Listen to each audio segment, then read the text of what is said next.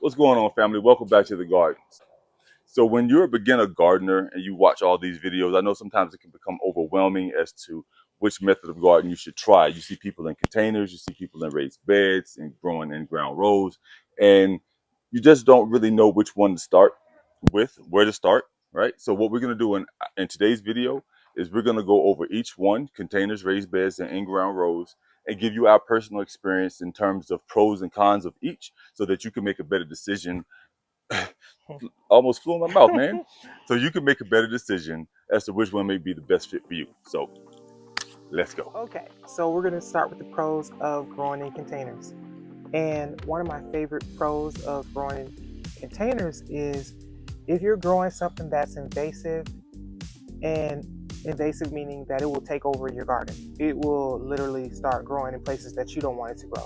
And if you're growing something like that, something like mint or blackberries, you could use the container to contain it. So another pro of growing in containers is you get to control the soil mix.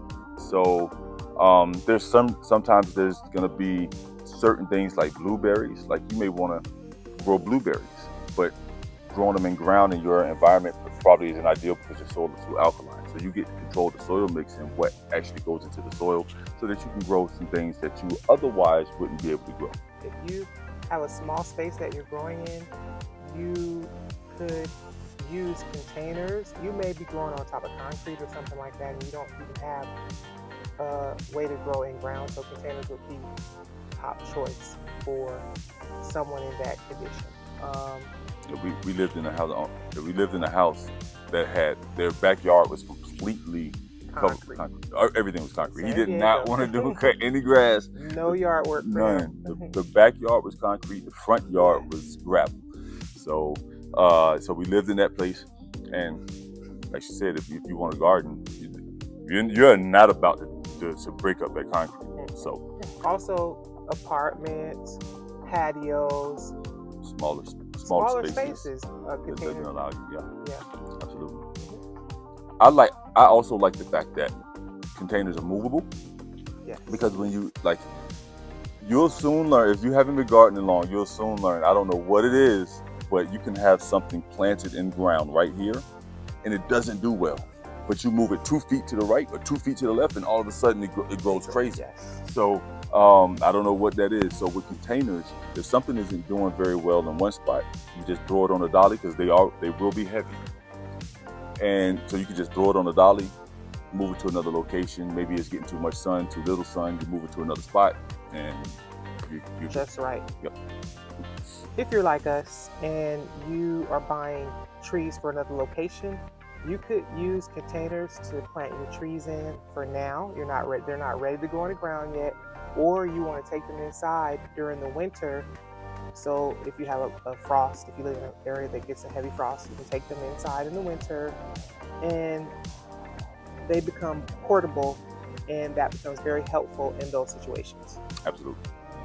Pros. And one of my favorite pros of growing in containers is less weed pressure, because you have all of this soil mix in there, right? And you have, I don't know what it is. I'm gonna assume that it's because you have so much soil in the container that the weeds don't have a chance to actually pop up like they would in other spaces. But when I grow in containers, when we grow in containers, we have way less weed pressure than if we had in-ground beds or the raised beds. So I really like that, because it's not to say that we don't get weeds there, but we have way less. Only a few. There's only a few, and by the time they pop up, you pull them out, get rid of them, and you don't have that problem anymore. So it's super easy to manage.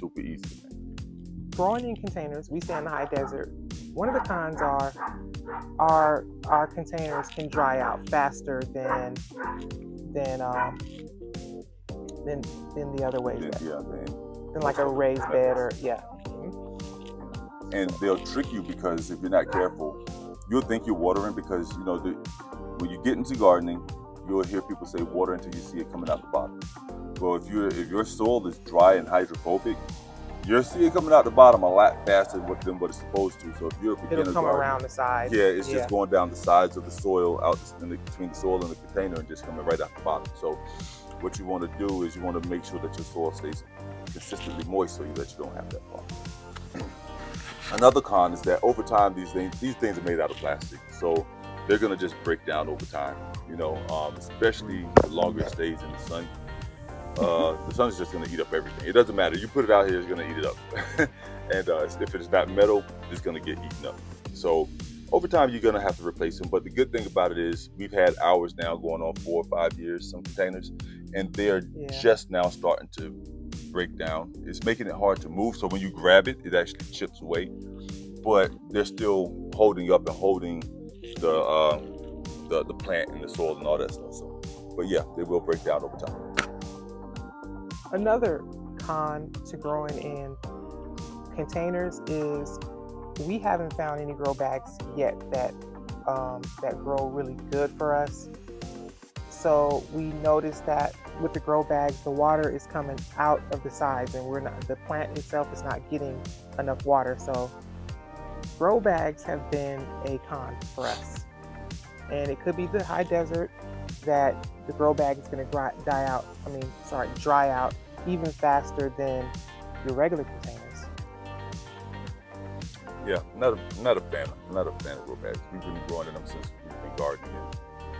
In terms of production versus the amount of effort it takes to keep it alive compared to something else like a 5-gallon bucket or a planter.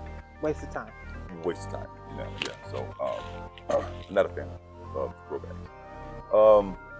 Another con for containers is the soil, right? So whatever you put in that container is all that plant is going to have. It's not going to have the ability to go into the ground to pull more minerals to help sustain it. So if you under fertilize, you can expect poor production. The last con that we have for growing in containers is choosing the wrong container to grow the wrong thing. So you wouldn't want to grow watermelon in a small container because it's just not enough room for it to really stretch out and do what it needs to do with its roots. But yeah, choosing the right size container for what you grow is very important. True. If you choose to grow in containers. So now let's move on to raised beds. So raised beds to me are kind of the hybrid. It's the one right in the middle. You have containers you have containers, raised beds, in-ground rows. And to me, the raised beds are, like I said, there's a hybrid of the two. So some of the advantages of growing in raised beds is you have the opportunity to grow, like Keisha was saying, like you can't grow like watermelon, big size watermelon, in certain containers or smaller containers. But in a raised bed, you actually have that leniency because the roots are going to get down into the soil. It's going to outgrow the bed and it can get down into the soil and pull the minerals from the soil. So that's definitely a plus. A next pro for growing in raised beds is that it's bigger. You got more space than growing in any container that I've seen. So you can grow more plants inside a raised bed than a container. Another advantage of a raised bed is just like the container, you have less weed pressure, right? You have less weed pressure. Once again, I think that's just because of the thickness of the soil. Because ours weren't even mulched, and we still weren't having that many weed problems with weeds. But once we came through and mulched, then the weeds almost completely disappeared. So that's weed pressure there too. To me, second best in terms of weed pressure. Containers are first, then raised beds. So one of the best reasons for growing in raised beds is for people with mobility issues. You may have a bad back, older gardeners, our seniors, they still want to be out here gardening. So bringing the raised bed up to, the right level to where they don't have to either kneel down on their knees or bend down with their back. It makes gardening much more pleasant. Raised beds can be really aesthetically pleasing, and mainly because, like, when people start off with the raised beds, they make them out of wood. So the wood it's a natural material. So it just blends in perfectly with the garden, with everything that's, you got this brown wood with dark soil and leafy greens and all stuff natural. going. Yeah, so it looks really aesthetically pleasing, especially when you have your layout really right. Unlike the containers, which are plastic and sometimes come in not so complementary colors, like red, like bright blue. orange. Yeah. So, yeah. So raised beds can be aesthetically pleasing, and I really like the fact that they are adaptable, right? So in our garden, main portion of our garden is flat, but we do have a hill or a slope along the outside. And what happens, what that allows us to do is when we make our raised beds, we can make them look almost like they're coming out of the slope. So instead of having things uneven, we can adjust them, to make it look a little bit better than just having the crooked raised beds on the slope. So that's definitely a bonus for us. Maybe not for everybody, because everybody's garden is different. But if you are growing on a slope or a mountain, then that's a good tip. Absolutely. For me, the only con that I have from raised beds, well, it's only two. The only two cons I can think of from raised beds is that just like with anything, they're gonna wear out and break down over time. So you're gonna have to replace it. But once again, our raised beds are going on 5 years, and the only thing that we really have to do is really just kind of screw them back together, right? Because some of the screws they're getting worn and the screws are coming out. So just screwing them back together. But that's not even a lot of them. Just like only maybe one or two of the beds that need that maintenance. But everything else is fine. They're not wearing out. Because you'll watch a video and somebody will say that the raised beds will wear out fast, but they don't wear out as fast as people make it sound. No, as long as you got them screwed in securely, then they're gonna last for a while. Yeah, they're gonna last for a while. Like I said, I have no reason to replace the ones that we have. Just screw them back together, and they'll be fine. And the other con would just be they can be expensive depending on which ones you buy. The wooden ones, not so much. If you make the wooden ones yourself, they're going to be less expensive than the containers. Less expensive than the containers, and less expensive than like the metal raised beds, which can be pretty pricey. So, so those are the only two cons I have for like raised beds. To me, they are. So last but not least, we have in-ground rows, earth beds, whatever you guys want to call them, market rows. They have a plethora of names, right? But so talk about some pros of actually growing in ground. You first.